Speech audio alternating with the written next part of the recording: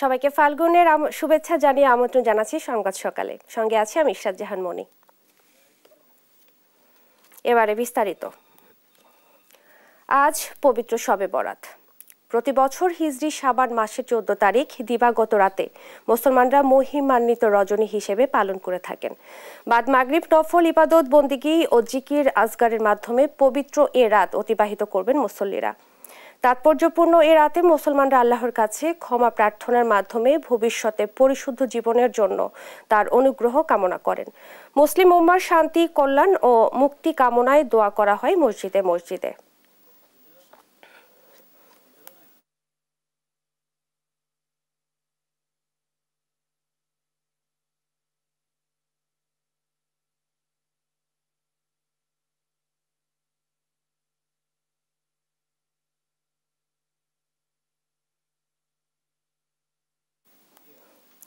ফুল ফুটুক আর নাই ফুটুক, আজ বসন্ত। ঋতুরাজের আগমনে মানুষের মন জুড়েও লেগেছে বাসন্তী ছোঁয়া।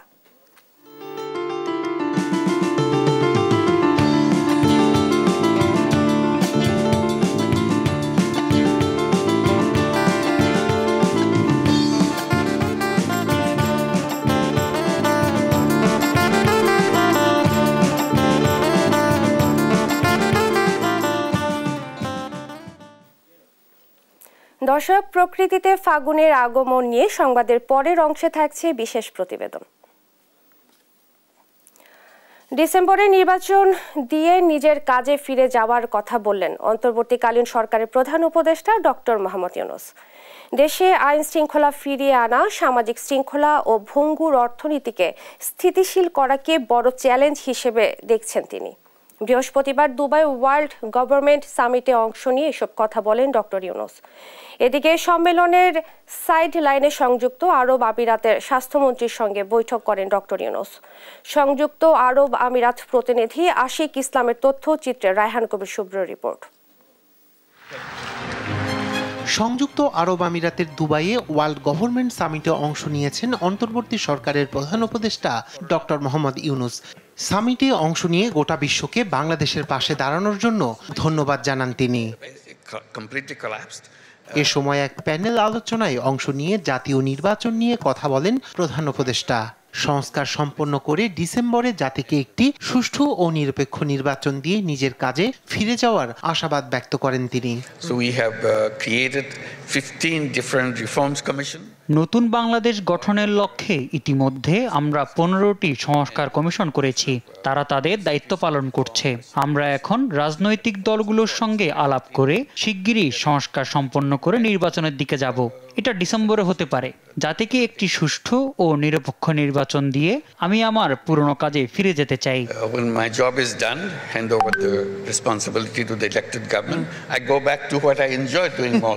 দেশে আইন শৃঙ্খলা ফিরিয়ে আনা, সামাজিক শৃঙ্খলা ও ভঙ্গুর অর্থনৈতিক স্থিতিশীলতা ফিরিয়ে আনাকে বড় চ্যালেঞ্জ হিসেবে দেখছেন ডক্টর ইউনূস। এছাড়া আওয়ামী লীগ সরকারের পাচার করা বিপুল পরিমাণ অর্থ ফিরিয়ে আনা বর্তমান সরকারের অন্যতম কাজ বলেও মন্তব্য করেন তিনি। আওয়ামী লীগ সরকার পুরো অর্থনীতিকে ধ্বংস করেছে। তারা বিভিন্ন দেশে বিপুল টাকা পাচার করেছে। এসব টাকা ফিরিয়ে আনা এই মুহূর্তে আমাদের অন্যতম কাজ। এদিকে সম্মেলনের ফাঁকে বৃহস্পতিবার সকালে সংযুক্ত আরব আমিরাতের স্বাস্থ্যমন্ত্রী আব্দুল রহমান বিন মোহাম্মদ আল ওয়াইসের সঙ্গে বৈঠক করেন ডক্টর ইউনূস। এ সময় বাংলাদেশের এই পরিস্থিতিতে দায়িত্ব নেওয়ায় ডক্টর মোহাম্মদ ইউনূসকে অভিনন্দন জানান আমিরাতের স্বাস্থ্যমন্ত্রী। বর্তমান সরকারের সময় বাংলাদেশ আমিরাতের বাণিজ্যিক সম্পর্ক আরও বাড়বে বলেও আশ্বস্ত করেন তিনি। এর আগে বুধবার রাত 11টায় দুবাই আন্তর্জাতিক বিমানবন্দরে অবতরণ করেন doctor Mohammad Yunus. News desk, দেশ টিভি। অন্তর্বর্তী সরকারের প্রধান উপদেষ্টা ডক্টর মোহাম্মদ ইউনূসের নেতৃত্বে জাতীয় ঐকমত্য কমিশন গঠন করা হয়েছে। 6 মাস মেয়াদী এই কমিশন আগামী 15 ফেব্রুয়ারি থেকে কার্যক্রম শুরু করবে। বুধবার সরকারের মন্ত্রী পরিষদ বিভাগ থেকে কমিশন গঠনের প্রজ্ঞাপন জারি করা হয়। কমিশনের সহ সভাপতি করা হয়েছে সংবিধান সংস্কার কমিশনের প্রধান অধ্যাপক আলী রিয়াজকে। অন্য সদস্যরা হচ্ছেন জনপ্রশাসন সংস্কার কমিশনের প্রধান আব্দুল মুঈদ চৌধুরী, পুলিশ সংস্কার কমিশনের প্রধান সফর রাজ হোসেন, নির্বাচন ব্যবস্থা সংস্কার কমিশন প্রধান ডক্টর বদিউল আলম মজুমদার, বিচার বিভাগ সংস্কার কমিশনের সদস্য বিচারপতি এমদাদুল হক এবং দুর্নীতি দমন সংস্কার কমিশন প্রধান ডক্টর ইফতেখারুজ্জামান। আগামী নির্বাচন সামনে রেখে নির্বাচন, পুলিশ, বিচার বিভাগ, জনপ্রশাসন, সংবিধান ও দুর্নীতি দমন কমিশন সংস্কারের জন্য গঠিত কমিশনগুলোর সুপারিশ বিবেচনা ও বাস্তবায়নে জাতীয় ঐকমত্য গঠনের জন্য রাজনৈতিক দল ও শক্তির সঙ্গে আলোচনা করবে কমিশন।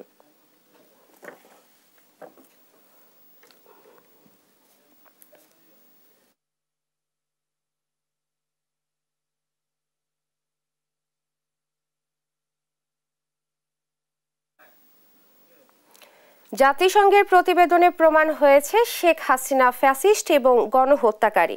তাই তাকে বিচারের কাঠগড়ায় দাঁড় করাতে অবিলম্বে বাংলাদেশের কাছে হস্তান্তর করতে ভারতের প্রতি আহ্বান জানিয়েছেন বিএনপি মহাসচিব মির্জা ফখরুল ইসলাম আলমগীর। তিনি বলেন, জাতীয় নির্বাচনের আগে স্থানীয় নির্বাচন, এমনকি আনুপাতিক হারে নির্বাচনও চায় না বিএনপি। সাইফুল রিপনের প্রতিবেদন। রাজধানীর গুলশানে বিএনপি চেয়ারপারসনের রাজনৈতিক কার্যালয়ে দলের মহাসচিব মির্জা ফখরুল ইসলাম আলমগীরের সঙ্গে সাক্ষাৎ করেন যুক্তরাজ্যের ভারপ্রাপ্ত হাই কমিশনার জেমস গোল্ডম্যান। পরে আলোচনার বিভিন্ন বিষয় সাংবাদিকদের সামনে তুলে ধরেন বিএনপি মহাসচিব। বর্তমানে বাংলাদেশের রাজনৈতিক অবস্থা, আপনার বর্তমান সরকার যে পদক্ষেপগুলো নিচ্ছে সেই পদক্ষেপগুলো সম্পর্কে জানতে চেয়েছেন। সাংবাদিকদের প্রশ্নের জবাবে জাতিসংঘের মানবাধিকার কমিশনের প্রতিবেদন নিয়ে দলের স্বস্তিকর অবস্থানের কথা জানান তিনি।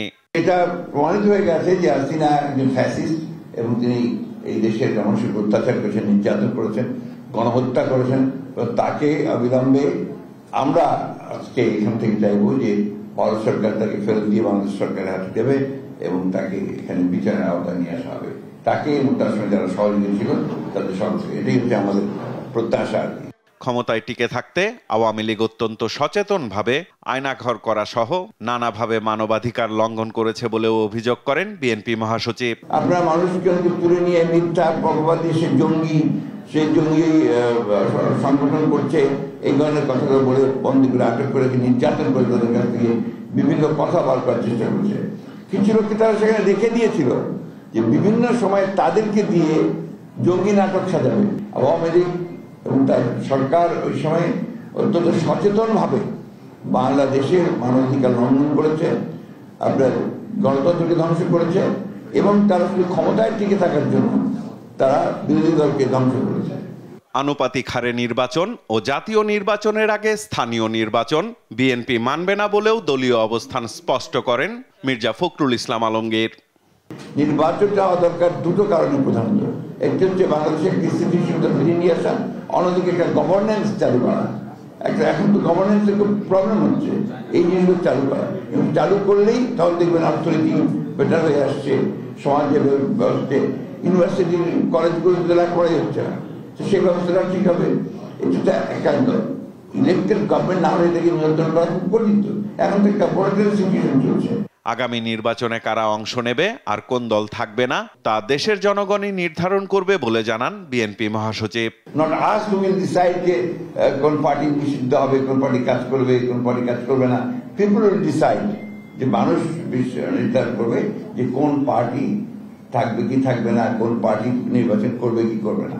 সাইফুল রিপন, দেশ টিভি, ঢাকা। জাতীয় নির্বাচনের আগে স্থানীয় নির্বাচনের জন্য আকাঙ্ক্ষা জামাত সমর্থন করে, জানালেন দলটির সেক্রেটারি জেনারেল অধ্যাপক মিয়া গোলাম পরোয়ার। সংস্কার শেষে নির্ধারিত সময়ে নির্বাচন হলে দলের আপত্তি নেই বলেও জানান তিনি। বলেন, ৩০০ আসনে প্রার্থী দেওয়ার সক্ষমতা রয়েছে জামায়াতের। শিউলি রায় রিপোর্ট। দীর্ঘ এক যুগ পর নির্বাচন কমিশনের সঙ্গে বৈঠক করে আদালতের রায়ে নিবন্ধন হারানো দল বাংলাদেশ জামাতি ইসলামী। বৃহস্পতিবার সকালে জামাতের প্রতিনিধি দল প্রধান নির্বাচন কমিশনার এএমএম নাসিরউদ্দিন সহ পূর্ণাঙ্গ কমিশনের সঙ্গে বৈঠক করেন। বৈঠক শেষে গণমাধ্যম কর্মীদের সঙ্গে কথা বলেন দলটির সেক্রেটারি জেনারেল অধ্যাপক মিয়া গোলাম পরোয়ার। জানান, যতটুকু সংস্কার প্রয়োজন তার জন্য কোনো সময়সীমা বেঁধে দেওয়া হয়নি তাদের পক্ষ থেকে। নির্বাচনকে নিরপেক্ষ করার প্রয়োজনে যে সংস্কারটুকু ন্যূনতম প্রয়োজন তার জন্য যতটুকু সময় যৌক্তিক প্রয়োজন হবে জামাত ইসলামী সে সময় দিতে প্রস্তুত এবং সেই নির্বাচন করবে। আমরা কোনো দিন মাস ক্ষণ বেঁধে দিইনি। এছাড়াও আরপিওতে নির্বাচন কমিশনের যে ক্ষমতা খর্ব করেছে বিগত সরকার তা পুনর্বহলের দাবি জানায় জামাত। আরপিওতে 9 এর যে আর্টিকেল আছে অনুচ্ছেদ 91 এর এ 91 এ যে অনুচ্ছেদ আছে সেটা গত সরকার বেআইনিভাবে নির্বাচন কমিশনের এই অধিকারকে তারা খর্ব করেছিল, রাজনৈতিক উদ্দেশ্যে তারা খর্ব করেছিল, যেখানে আমরা বলেছি যে এটাকে পুনর্বহাল করতে হবে। তবে জনগণের আকাঙ্ক্ষা জাতীয় সংসদ নির্বাচনের আগে স্থানীয় সরকার নির্বাচনের মত দিয়েছে জামাত। স্থানীয় সরকারের এবং গ্রামীণ অবকাঠামোতে উন্নয়ন, আইন শৃঙ্খলা, জনদুর্ভোগ কমাতে জনগণের আকাঙ্ক্ষাই হচ্ছে স্থানীয় সরকার নির্বাচনটা আগে হোক। আমরা জনগণের এই আকাঙ্ক্ষার সাথে সমর্থন এবং সম্মান ব্যক্ত করেছি। নিবন্ধন বাতিলের আগে নির্বাচন কমিশনের সঙ্গে দলটির সর্বশেষ যোগাযোগ হয়েছিল 2012 সালে। এরপর আর নির্বাচন কমিশনে আসেনি জামাত। সব আমরা রেসপন্স করি। শিউলি রায়, দেশ টিভি, ঢাকা।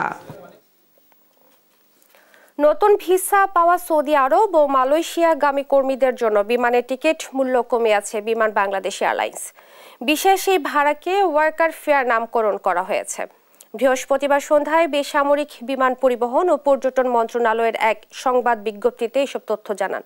বিজ্ঞপ্তিতে বলা হয়, প্রাথমিক পর্যায়ে এ বছরের আগামী 30 জুন পর্যন্ত ঢাকা থেকে সৌদি আরবের জেদ্দা, রিয়াদ, মদিনা ও দাম্মামগামী কর্মীদের জন্য বিদ্যমান ভাড়া কমিয়ে $360 এবং মালয়েশিয়ার কুয়ালালামপুরগামী কর্মীদের জন্য ভাড়া $150 নির্ধারণ করা হয়েছে। তবে বিমান কর্তৃপক্ষ জানায়, ওয়ার্কার ফেয়ার উমরা, ফ্যামিলি ভিজিট বা ট্যুরিস্ট ভিসার ক্ষেত্রে প্রযোজ্য হবে না।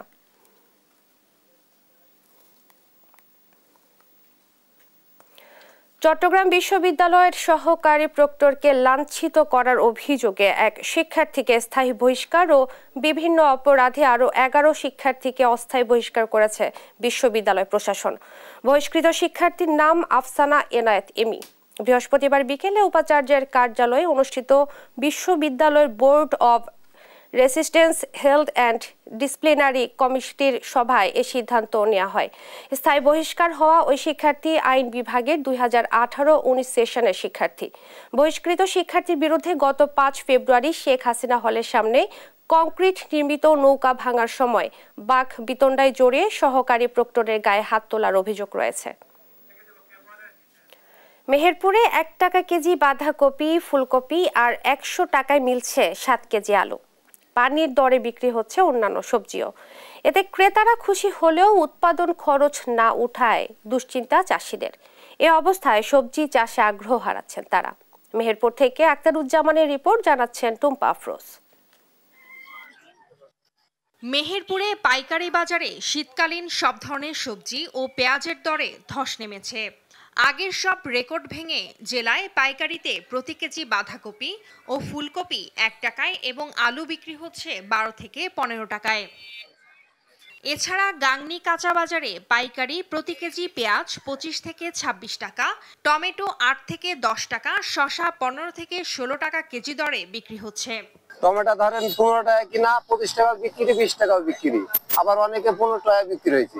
সবজির এমন দরপতনে অনেকটাই দিশেহারা আতিয়ার রহমান ও আলু চাষি কদ্দুসের মতো বহু চাষি। তারা বলছেন, সবজির এ দামে উঠছে না উৎপাদন খরচই। চাষি যে শ্রম দিয়ে, যে অর্থ দিয়ে কষ্টার্জিত ভাবে আবাদ করেছে, সেই দামটা কিন্তু চাষি পাচ্ছে না।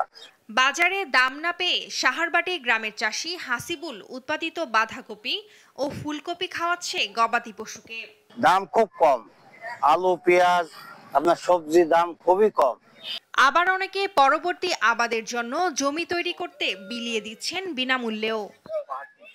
সারা দেশে উৎপাদন বৃদ্ধি ও সংরক্ষণের অভাব এবং অন্য জেলায় মেহেরপুরের সবজির তেমন চাহিদা না থাকায় এমন দরপতন হয়েছে বলে জানান সবজির আড়তদাররা।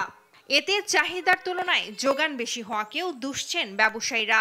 মরিচ 60 টাকা কেজি, পেঁয়াজ 40 টাকা কেজি, টমেটো 20 টাকা কেজি, সিম 20 টাকা কেজি, খিরা 30 টাকা কেজি। আমাদের যে সবজির যে দাম, তাতে আমাদের খাজনা খরচ হয়েছে না।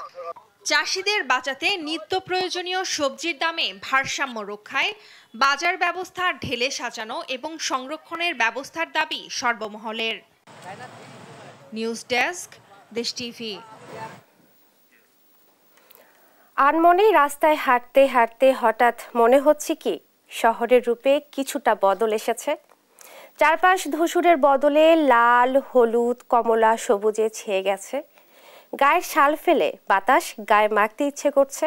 ঠিক ধরেছেন, শীতকে বিদায় জানিয়ে আগমন ঘটেছে ঋতুরাজ বসন্তের। অনুভবের সঙ্গে মিলছে আবেগও, কেননা আজ ভালোবাসা দিবসও। শহরে বাসন্তী ভালোবাসা নিয়ে আরও জানাচ্ছেন জান্নাতুল মোহনা।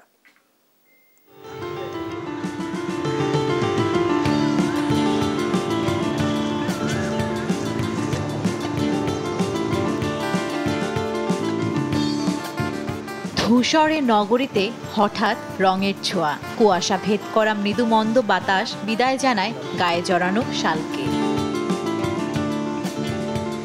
নতুন পাতার ঘ্রাণে মাতাল হয়ে কোকিল ডেকে যায় নিভৃতে। ঝিকিমিকি রোদের আলতো ছোঁয়ায় হেসে ওঠে শিমুল, পলাশ, মহুয়া, কত শত ফুল। হঠাৎ প্রকৃতির বর্ণিল আয়োজন দেখে হাঁটতে হাঁটতে যে কেউ টের পাবে বসন্ত এসে গেছে। নিজেদের মতো করে নিজেরা ঘুরবো, খাওয়া দাওয়া করব, মানে একদম ফুল মাস্তি। বসন্তে শাড়ি পরা হয়, নারীতে শাড়ি সুন্দর, এটা আমরা সবাই জানি। তার মধ্যে বসন্তের আলাদাই একটা আমেজ থাকে, একটা ঘ্রাণ থাকে। গাছে যেরকম নতুন পাতা আসে ওরকম দেখতে সব কিছু ভালো লাগে, তাই নিজেদেরকে এরকম নতুন ফুলের মতো করে রেডি হতে ভালো লাগে। এমন একটা ঋতু যেটা কিনা আমাদের তারুণ্যকে প্রেজেন্ট করে। সবুজ, হলুদ এগুলো হচ্ছে আমাদের তারুণ্য। কেবল প্রকৃতিই নয়, ঋতুরাজ বসন্তের রং লাগে মানুষের মনেও। প্রকৃতির যোগসাজশে পশ্চিমের ভ্যালেন্টাইন্স ডে বা ভালোবাসা দিবসের ধারণা এসে মিলেছে আমাদের বসন্তে। এখন একই দিনে উদযাপিত হয় পহেলা ফাল্গুন ও ভালোবাসা দিবস। ভালোবাসা দিবস বলতে তার কিছু নেই, প্রত্যেক দিনই ভালোবাসা দিবসের মতোই, কিন্তু জাস্ট আমরা একটা অকেশন খুঁজে বের করি যে আমরা একটা দিন উদযাপন করবো। পথে ঘাটে দেখা মিলে মাথায় ফুল গোজা বাসন্তীদের, কিংবা ফুল হাতে লজ্জায় লাল হওয়া যুগলদের। বসন্তের দোলা লাগুক বনে মনে, উল্লাসিত মন গেয়ে উঠুক, বাতাসে বহিছে প্রেম, নয়নে লাগিল নেশা, কারা যে ডাকিল পিছে বসন্ত এসে গেছে। জান্নাতুল মোহনা, দেশ টিভি, ঢাকা। আজ পহেলা ফাল্গুন, ঋতুরাজ বসন্তের প্রথম দিন। ধুলোমুলের নগর জীবনে ফিরতে শুরু করেছে সজীবতা। সর্বত্র সতেজ আবেশ আবারও। ঋতুরাজ বসন্তের আগমনের সাথে সাথে দক্ষিণা দুয়ার খুলে নিজেকে মেলে ধরতে শুরু করেছে প্রকৃতি। পহেলা ফাল্গুন বসন্ত দিনের গল্প শোনাচ্ছেন কাজী শাহেদ, ছবি তুলেছেন রবিউল ইসলাম খোকন। বাতাসে বহিছে প্রেম, নয়নে লাগিল নেশা, কারা যে ডাকিল পিছে বসন্ত এসে গেছে। শীতের রুক্ষতা পেছনে ফেলে ফাল্গুনী হাওয়ায় উদ্বেলিত হৃদয়, নবপ্রাণের ছোঁয়া সবখানে। পত্রপল্লবে আসছে সজীবতা, মহাসমারোহে প্রকৃতি খুলে দিয়েছে সৌন্দর্যের দুয়ার। মানুষের হৃদয়েও লেগেছে বসন্তের ছোঁয়া। আমের মুকুল আর বাহারি ফুলের ঘ্রাণ জানান দিচ্ছে আগমনী বার্তা। নীল আকাশের নিচে সূর্যের সোনালী আবাহে চিকচিক করছে কচিপাতা, দোলা দিয়েছে মানুষের প্রাণে। বসন্ত আসলে হেমন্তের যে পাতা ঝরা, সেই পাতা ঝরা গাছে নতুন করে পাতা গজায়, অনেক অজস্র ফুল ফোটে, নতুন নতুন রং বেরঙের ফুল, এগুলো সবগুলো মিলেই আসলে একটা প্রকৃতির একটা নিজস্ব নিজেকে একটা সাজানোর একটা উৎসব। এটাই বসন্ত। বাঙালি হিসেবে আমাদের যে উৎসবটা, এটা বসন্ত ঋতুর সাথে খুব ভালোভাবে জড়িত। পলাশ শিমুল ফোটার দারুণ মাস ফাল্গুন। পত্রশূন্য শাখায় আগুন রাঙা পলাশের থোকা থোকা ফুল, বাহারি ফুলে ঋতুরাজ বসন্ত খুলে দিয়েছে সৌন্দর্যের দুয়ার। শীতের শেষ আর গ্রীষ্মের আগমনের সন্ধিক্ষণে ফাল্গুন চৈত্র দুমাসে বদলে যায় বাংলার প্রকৃতি। ঠিক তেমনই বদল হয় বাঙালির মনোজগত। মধ্যযুগের যে আলাউল তার ঋতু বর্ণন কবিতায় এই ঋতুরাজ বসন্তকে তিনি খুবই গুরুত্বের সাথে বর্ণনা করেছেন। এছাড়াও আমাদের সঙ্গীত, আমাদের সাহিত্যকর্মে বিভিন্নভাবে এই ঋতুকে ধারণ করা হয়েছে। এক এক রূপে প্রকৃতিতে আসে এক এক ঋতু, কিন্তু জানা অজানা এত এত ফুলের সমারোহের কারণেই হয়তো বসন্ত ঋতুরাজ বাতাসে মিশিয়ে দেয় রং। স্বতন্ত্র বাস্তুতন্ত্রের জন্য বিখ্যাত পৃথিবীর একক বৃহত্তম ম্যানগ্রোভ ফরেস্ট সুন্দরবন। ঝড় জলোচ্ছ্বাস সহ নানা প্রাকৃতিক দুর্যোগ থেকে দক্ষিণাঞ্চলকে আগলে রাখা এই বন ধ্বংস হচ্ছে নানা কারণে। বনকে রক্ষার জন্য 14 ফেব্রুয়ারি সুন্দরবন দিবসকে সরকারি স্বীকৃতি দেয়া ও কঠোর পদক্ষেপ গ্রহণের দাবি জানিয়েছেন সংশ্লিষ্টরা। বাগেরহাট প্রতিনিধি এস সোহানের তথ্য ছবিতে জানাচ্ছেন আব্দুল্লাহ আল মারুফ। বঙ্গোপসাগরের কোল ঘেঁষে গড়ে ওঠা 10,000 বর্গ কিলোমিটারের সুন্দরবনের বাংলাদেশ অংশে রয়েছে 6,517 বর্গ কিলোমিটার। রয়্যাল বেঙ্গল টাইগার, হরিণ, বানর, ডলফিন সহ হাজারো প্রজাতির পশু পাখির বাস এই বনে। ঝড় জলোচ্ছ্বাস সহ নানা প্রাকৃতিক দুর্যোগ থেকে মূল ভূখণ্ডকে রক্ষা করছে এই বন। পাশাপাশি 10 লাখের বেশি মানুষ সুন্দরবন থেকে মাছ, কাঁকড়া আহরণ, শুটকি তৈরি, গোলপাতা ও মধু সংগ্রহ করে জীবিকা নির্বাহ করেন। প্রতি বছর অসংখ্য দেশি বিদেশি পর্যটক আসেন সৌন্দর্যের এই লীলাভূমি ঘুরতে। 2023-24 অর্থ বছরে এসেছেন প্রায় 1.5 লাখ। বাংলাদেশে যে আছে একটা সুন্দর বন, তো এটা খুব জানার ইচ্ছে ছিল, দেখার ইচ্ছে ছিল, তো এটা ফার্স্ট এবার পূরণ হলো। অনেক পরিবেশ, যেমন নতুন গাছ, নতুন কিছু অনেকগুলা দেখলাম। আলহামদুলিল্লাহ আমরা অত্যন্ত আনন্দিত এবং গর্বিত। পরিবেশবাদীরা বলছেন অপরিকল্পিত পর্যটন, বিষ দিয়ে মাছ শিকার ও গাছ উজাড়ের ফলে ক্ষতিগ্রস্ত হচ্ছে সুন্দরবন ও এর জীববৈচিত্র্য। সরকারের অপরিকল্পিত উন্নয়নের ফলে ধ্বংস হচ্ছে বন্যপ্রাণী হত্যা, বাঘ হত্যা, হরিণ হত্যা, বৃক্ষ নিধন, নানানভাবে সুন্দরবনকে আমরা ধ্বংস করছি। কিছু অসাধু চক্র এই সুন্দরবনে মৎস্য সম্পদ আহরণ করতে গিয়ে বিষ প্রয়োগ করছে এবং বনে আগুন লাগাচ্ছে, বাঘ হরিণ সহ নানা ধরনের অপকর্ম তারা এখানে চালিয়ে যাচ্ছে।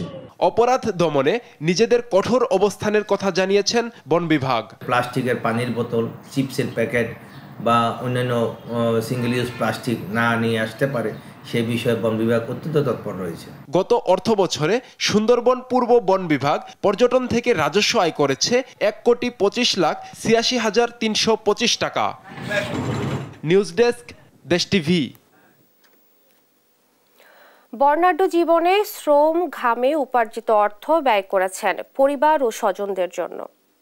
সোনালী যৌবন পাড়ি দিয়ে এখন তারা অবসরে, বার্ধক্যে। শেষ বয়সে আদরের সন্তানদের সঙ্গে সুখ দুঃখ ভাগাভাগি করার ইচ্ছে থাকলেও ভাগ্য সহায় হয়নি তাদের। সন্তানদের বোঝার পাত্র হয়ে আশ্রয় হয়েছে আপনজনহীন বৃদ্ধাশ্রমে। ঝিনাইদহ থেকে মেহেদী হাসান সবুজের পাঠানো তথ্য ছবিতে বিস্তারিত জানাচ্ছেন শামীম হোসেন। ঝিনাইদহের হরিণাকুণ্ড উপজেলার জোড়াপুকুরিয়া গ্রামের বৃদ্ধাশ্রম ও পুনর্বাসন কেন্দ্র এটি। 3 বছর ধরে এখানেই থাকছেন বিধবা নারী সোফিয়া খাতুন। নিজের আদরের 4 সন্তান থাকলেও তাদের ঘরে ঠাঁই মেলেনি এই মায়ের। জীবন সায়ান্নে সোফিয়ার আশ্রয় এখন বৃদ্ধাশ্রমে। সকালে নাস্তা, দুবেলা ভাতসহ প্রয়োজনীয় সামগ্রী পাচ্ছেন এখান থেকেই। জীবনের শেষ অধ্যায়টা কাটাতে পারছেন না যত্নে গড়ে তোলা সন্তানদের সঙ্গে। জীবনের পালাবদল দেখতে দেখতে শেষ বয়সে এসে কোনো দুঃখই যেন দুঃখ না সোফিয়া বেগমের কাছে। ছেলেরা তো চাকরি বাকরি যা করে আমার খোঁজ খবর কেউ নেয় না, বউ দেখতে পারে না, তাই মেয়ে নিয়ে এসে আমার এখানে থেকে গিয়েছে। সোফিয়া খাতুনের মতো আরো 20 জন মায়ের স্থান হয়েছে বৃদ্ধাশ্রমে। জীবনের নানা পর্যায়ে সন্তানদের স্মৃতিচারণ, আবেগময় সময়গুলো ভাগাভাগি করেন একে অপরের সঙ্গে।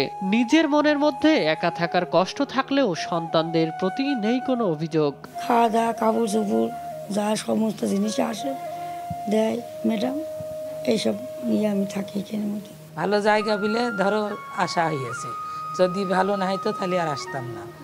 খাওয়া পড়া থাকা কোনো সমস্যা নেই। এই বৃদ্ধাশ্রমের যাত্রার গল্পটি একেবারে ভিন্ন। প্রতিষ্ঠান তৈরির কারণ ও নানা বিষয় নিয়ে জানালেন প্রতিষ্ঠানের প্রতিষ্ঠাতা। আমাদের গ্রামে একটা মুরব্বী ভাতের কষ্টে বিষ খাইল, বিটার বউ সাথে গ্যাঞ্জাম হইল, বিটার বউ ভাতের মধ্যে ছাই মাকে দিল। ছাই মাকে দেওয়ার পরে ওই মেয়েটা বিষ খাইল। গ্রামের লোকে সব তার হাসপাতালে নিয়ে বাঁচাইলো, আমরা সহযোগিতা করলাম। তারপর বললাম যে আমি এটা কিছু করি, এটা বৃদ্ধাশ্রম করি। সরকার যদি সহযোগিতা করতো তাহলে আমি 2-3টা করতে পারতাম, আরো অসহায় মাদের রাখতে পারতাম। 2006 সাল থেকে চালু হওয়া এই প্রতিষ্ঠানের কার্যক্রম ভবিষ্যতে সুষ্ঠুভাবে চালিয়ে যেতে সরকারের সহায়তা চান উদ্যোক্তারা। নিউজ ডেস্ক, দেশ টিভি। দর্শক, সংবাদের শুরুতেই বলেছিলাম ইজতেমা প্রসঙ্গে। এই মুহূর্তে ইজতেমা ময়দানে আছেন সহকর্মী আলিমুজ্জামান সাফওয়ান, সরাসরি যুক্ত হব তার সঙ্গে। সাফওয়ান, ইজতেমা নিয়ে কি কি তথ্য রয়েছে আপনার কাছে, আমাদেরকে বিস্তারিত জানাবেন। আজ কিন্তু ইজতেমার যে দ্বিতীয় পর্বের তৃতীয় ধাপ সেটা আজকে শুরু হয়েছে এবং আজকে কিন্তু শুক্রবার, আপনারা জানেন তো আজকে এখানে জুমার নামাজ হওয়ার কথা রয়েছে এবং আজকে আরেকটি ইবাদত এখানে হওয়ার কথা রয়েছে, সেটা আজকে কিন্তু একই সাথে শবে বরাত। তো দুটি বড় মুসলমানদের জন্য দুটি বড় ইবাদত আজকে রয়েছে ইজতেমা ময়দানে। এবং আমরা শুরু থেকেই যেটি দেখেছি যে এবার ইজতেমা কয়েকটি ভাগে ভাগ হওয়ার কারণে আসলে প্রতিবার যে মানুষের যে চাপটি থাকে সেটি খুব একটা নেই, এবং তবে মানুষ খুব একটা কম তাও আসলে বলা যাচ্ছে না। এবং এবারে যে পর্বটি রয়েছে দ্বিতীয় ধাপের, সেটিতে অংশগ্রহণ করছে মাওলানা সাদপন্থীরা এবং আমরা দেখতে পাচ্ছি একই রকম মানুষের যে আনাগোনা সেটি রয়েছে। এবং সকাল থেকে আম বয়ানের মাধ্যমে যেভাবে ইজতেমা শুরু হয় একইভাবে সেভাবে ইজতেমা শুরু হয়েছে এবং কিছুক্ষণ পর আরও কয়েকজন মাওলানার বয়ান করার কথা রয়েছে। তারপরই মুসল্লিরা জুম্মার নামাজের জন্য প্রস্তুতি নেবে, এমনটাই আমরা জানতে পেরেছি। জুম্মার নামাজের পরে তাদের এই খিত্তায় অবস্থান নিয়ে তারা তাদের যেই আমল সেটি তারা করবেন। এছাড়া আজকে যেহেতু শবে বরাতের রাত, তো সন্ধ্যা থেকেই সেই জন্য তারা প্রস্তুতি নিচ্ছেন। শবে বরাতে আলাদা করে তারা দেশবাসীর জন্য, দেশবাসীর কল্যাণ কামনায় দোয়া করবেন। এবং ভিড় দেখতে পাচ্ছেন, আমরা টঙ্গীর তুরাগ তীরে রয়েছি, যে এখানে যে প্রবেশ পথগুলো রয়েছে সেখান থেকে কিন্তু দেখতে পাচ্ছেন যে সারা দেশ থেকে যে মানুষরা এসেছেন এবং সারা দেশের পাশাপাশি বিশ্বের যেই মুসলমান মেহমান রয়েছে তাবলিগ জামাতের, তারাও কিন্তু একই সাথে এসেছেন এই ইজতেমার ময়দানে। তো সব মিলিয়ে আসলে যে কয়েকটি ধাপে ভাগ হওয়ার কারণে যে বিশৃঙ্খলাটি হয় সেটি কিন্তু এবার নেই। তো সবাই আসলে স্বাচ্ছন্দ্যেই তাদের যেই ইবাদত সেটি কিন্তু করতে পারছেন। এবং যেহেতু জুম্মার নামাজ রয়েছে কিছুক্ষণ পর, তো এখানে আজকে সবচেয়ে বড় জুম্মার জামাতটি সেটা এখানে হওয়ার কথা রয়েছে। তো আমার কাছে এই ছিল বিশ্ব ইজতেমা সর্বশেষ খবর। ধন্যবাদ আপনাকে। ইজতেমা ময়দান থেকে বিস্তারিত তথ্য জানাচ্ছিলেন সহকর্মী আলিমুজ্জামান সাফওয়ান। দেখছেন সংবাদ সকাল।